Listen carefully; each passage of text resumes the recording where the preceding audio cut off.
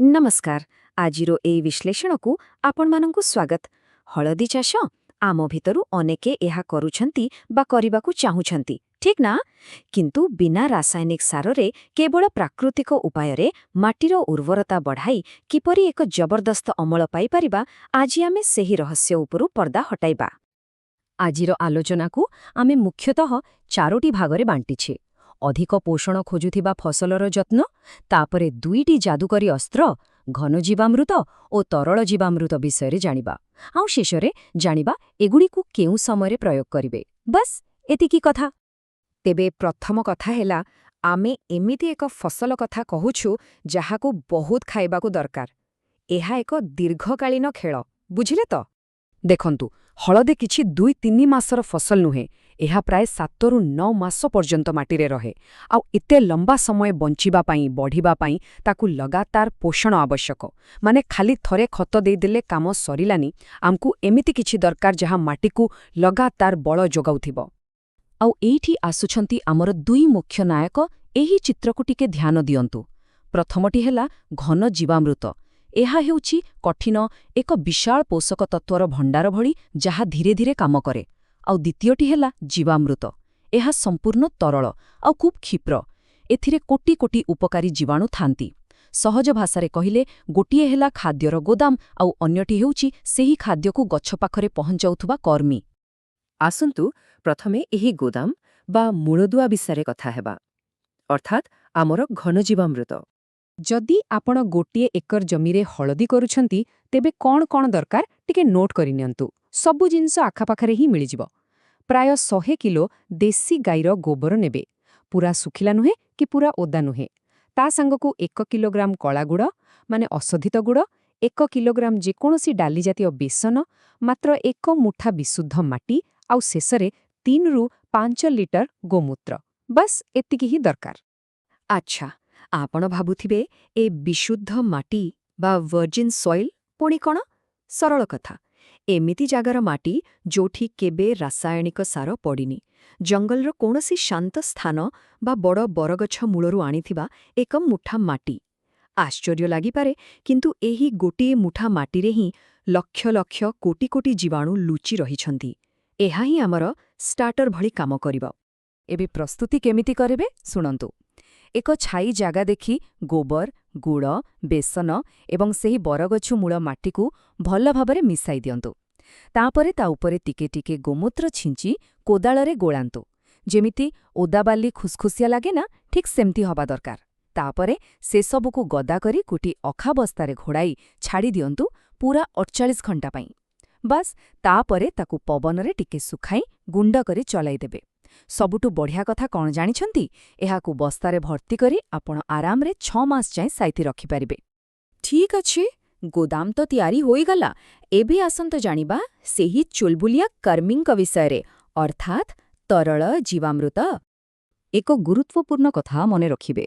ଏହି ତରଳ ଜୀବାମୃତ କିନ୍ତୁ ଗଛର ସିଧାସଳଖ ଖାଦ୍ୟ ନୁହେଁ, ବରଂ ଏହା ହେଉଛି କୋଟି କୋଟି ଜୀବାଣୁଙ୍କର ଏକ ଫୌଜ।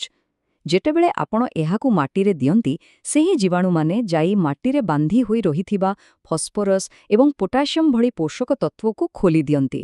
ଗୋଟେ ପ୍ରକାରର ତାଲା ଚାବି ଭଳି କାମ କରନ୍ତି, ଯାହାଫଳରେ ଗଛର ଚେର ତାକୁ ଆରାମସେ ଶୋଷିପାରେ। ଏବେ ଦେଖନ୍ତୁ 200 ଲିଟର ତରଳ ଜୀବାମୃତ ପାଇଁ କ'ଣ ଦରକାର। 200 ଲିଟର ପାଣି, 10 କିଲୋ ଟଟକା ଗୋବର, 5ରୁ 10 ଲିଟର ପୁରୁଣା ଗୋମୂତ୍ର, 1ରୁ 2 କିଲୋ ଗୁଡ଼, ସେତିକି ପରିମାଣର ବେସନ, ଆଉ ସେଇ ମୁଠାଏ ବିଶୁଦ୍ଧ ମାଟି। ଗୋଟିଏ କଥା ପ୍ରତି ଖାସ୍ ଧ୍ୟାନ ଦେବେ, ପାଣିରେ ଯେମିତି କ୍ଲୋରିନ୍ ନଥିବ।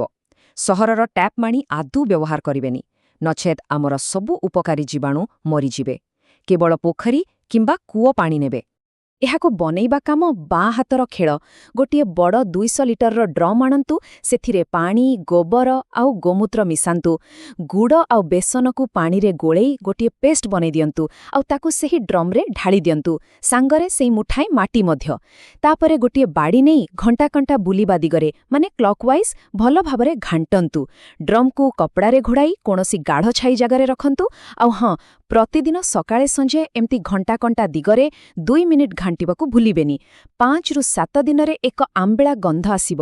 बस ଜାଣିନେବେ ଯେ ଆପଣଙ୍କ ଜୀବାମୃତ ପୂରା ପ୍ରସ୍ତୁତ ଆଉ ତାକୁ 10-12 ଦିନ ଭିତରେ କ୍ଷେତରେ ବ୍ୟବହାର କରିଦେବେ।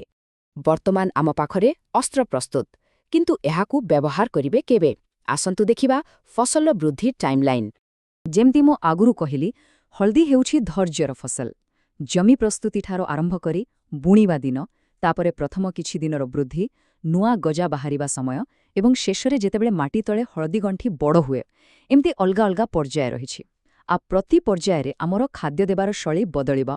ଧ୍ୟାନ ଦିଅନ୍ତୁ, ଚାରା ଲଗାଇବା ପୂର୍ବରୁ ଆମେ ଯେଉଁ 100 କିଲୋ ଘନ ଜୀବାମୃତ ବନାଇଥିଲୁ, ତାକୁ 4ରୁ 5 ଟନ୍ ସାଧାରଣ ଖତ ସହ ମିଶାଇ ପୂରା ଜମିରେ ବିଞ୍ଚି ଦିଅନ୍ତୁ। ବୁଣିବା ଦିନ, ଅର୍ଥାତ୍ ଯେଉଁଦିନ ଆପଣ ମଞ୍ଜି ପୋତିବେ, ସେଇଦିନ ହିଁ ତା ଉପରେ ସବୁଜ ପତ୍ରର ଏକ ମୋଟା ଆଚ୍ଛାଦନ ବା ମଲ୍ଚିଂ କରିଦିଅନ୍ତୁ। ଏହି ମଲ୍ଚିଂଟା ବହୁତ ଜରୁରୀ। ଏହା ଖରାରୁ ବଞ୍ଚାଇବା ସହ ଆମର ସେହି କୁନି କୁନି ଜୀବାଣୁଙ୍କ ପାଇଁ ଏକ ଏସି ରୁମ୍ ଭଳି କାମ କରେ। ତାପରେ ଆସିବ ପ୍ରଥମ 45 ଦିନ। ପ୍ରତି 15 ଦିନରେ ଥରେ, ଅର୍ଥାତ୍ 15, 30 ଆଉ 45ତମ ଦିନରେ ସେହି 200 ଲିଟର ତରଳ ଜୀବାମୃତକୁ ସେହି ପତ୍ର ଉପରେ ଢାଳିବେ। ଆଉ 45 ଦିନରେ ଟିକେ ଘାସ ବାଛି ପୁଣି ଥରେ କିଛି ସବୁଜ ପତ୍ର ଘୋଡ଼ାଇ ଦେବେ। ତାପରେ ଯେତେବେଳେ 60ରୁ 120 ଦିନ ହୋଇଯିବ ଓ ନୂଆ ଗଜା ଆସିବ, ସେତେବେଳେ ଆଉ 15 ଦିନ ନୁହେଁ, ବରଂ 21ରୁ 30 ଦିନ ବ୍ୟବଧାନରେ ଜୀବାମୃତ ଦେବେ। 150 ଏବଂ 180 ଦିନ। ଏଇ ସମୟଟା ସବୁଠୁ ଖାସ୍, କାରଣ ଏଇ ବେଳକୁ ମାଟି ତଳେ ହଳଦୀ ମୋଟା ହେବା ଆରମ୍ଭ କରେ ଏବଂ ସେଥିରେ ଔଷଧୀୟ ଗୁଣ ବା କର୍କ୍ୟୁମିନ୍ ବଢ଼େ। ତେଣୁ ସେତେବେଳେ ଜୀବାମୃତ ନିଶ୍ଚୟ ଦେବେ। କିନ୍ତୁ ସାବଧାନ, ସପ୍ତମ ମାସ ଅର୍ଥାତ୍ 210 ଦିନ ପରେ ଆଉ ବୁନ୍ଦାଏ ବି ତରଳ ଜୀବାମୃତ ଦେବେ ନାହିଁ। ଗଛକୁ ତାର ନିଜ ଇଚ୍ଛାରେ ପାଚିବାକୁ ଏବଂ ଶୁଖିବାକୁ ଛାଡ଼ିଦେବେ, ଯାହାଦ୍ୱାରା ଆମକୁ ଏକ ବଢ଼ିଆ ଅମଳ ମିଳିବ। ଆଉ ଗୋଟିଏ ଛୋଟିଆ ଟିପ୍ସ ସେହିମାନଙ୍କ ପାଇଁ ଯେଉଁମାନେ ପାହାଡ଼ିଆ କିମ୍ବା ଢାଳୁ ଜାଗାରେ ଚାଷ କରୁଛନ୍ତି। ଆପଣମାନେ ତରଳ ଜୀବାମୃତକୁ ସବୁବେଳେ ଢାଳୁର ଠିକ୍ ଉପର ପଟେ ଦେବେ। କାହିଁକି ଜାଣିଛନ୍ତି? ମାଧ୍ୟାକର୍ଷଣ ଶକ୍ତି ବା ଗ୍ରାଭିଟି ତାର କମାଲ ଦେଖାଇବ। ତାହା ଧୀରେ ଧୀରେ ନାଳି ଦେଇ ତଳକୁ ଖସିବ ଏବଂ ପ୍ରତିଟି ଗଛର ଚେର ସମାନ ଭାବରେ ପୋଷଣ ପାଇବ। ଆଉ ମାଟି ଧୋଇ ହେବାର ଭୟ ମଧ୍ୟ ରହିବ ନାହିଁ। ଶେଷରେ ଆପଣମାନଙ୍କ ପାଇଁ ଗୋଟିଏ ପ୍ରଶ୍ନ। ଚିନ୍ତା କରନ୍ତୁ ତ, ଯେତେବେଳେ ଏହି ଅଦୃଶ୍ୟ ଜୀବାଣୁମାନେ ଆମ ଫସଲର ଏତେ ବଡ଼ ଦାୟିତ୍ୱ ନିଜ କାନ୍ଧକୁ ନେଇଯାନ୍ତି ଆଉ ଆମକୁ ବଜାରରୁ ଦାମିକିଆ ରାସାୟନିକ ସାର କିଣିବାକୁ ପଡ଼େନି, ସେତେବେଳେ ଆମ ମାଟି ଆଉ କେତେ ସୁସ୍ଥ, କେତେ ଶକ୍ତିଶାଳୀ ହୋଇପାରିବ? ମାଟି ମା ଆଉ ଏହି ଜୀବାଣୁଙ୍କ ସମ୍ପର୍କ ସତରେ ଅଦ୍ଭୁତ। ଆଶା କରୁଛି ଆଜିର ଏହି ପ୍ରାକୃତିକ ପ୍ରଣାଳୀ ଆପଣଙ୍କୁ ନିଶ୍ଚୟ ସାହାଯ୍ୟ କରିବ।